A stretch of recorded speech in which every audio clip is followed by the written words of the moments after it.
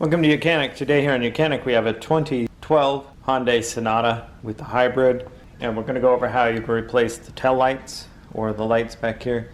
So this one is your blinker light, this one is just a marker clearance light, and then you have your brake light, and then there's a side marker light. This is the replaceable light, and this one is a replaceable light. It's your reverse light, and this is LED as well as all of this LED. So if any of the rest of these lights are out, you're going to need to be replacing this whole unit itself. But this is a replaceable light that's very easy to replace, just the light bulb itself, without having to remove anything else. So we'll go over how you remove your blinker light. So to start with, you'll want to pop the trunk to raise it up.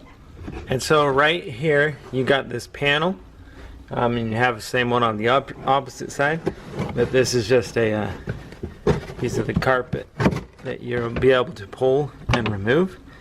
And then, like I said, the rest of this is just connections for the LED portion, but you have the light bulb connection right here, so you can just that's more of the LEDs. There's a light bulb right up here. You see this kind of orange cap.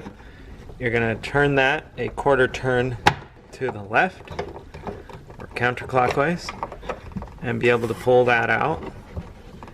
And now this bulb you can just push down and twist out, and then we'll get a new one. This bulb has gone all funky on us. The amber coating is coming off.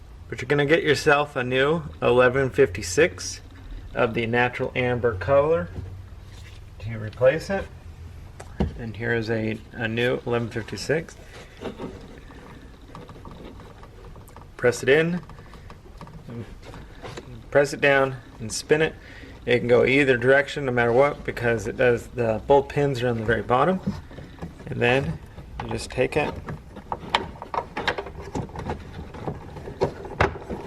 place it back in, and then twist it to lock it into place. And then you would put your little cover back on.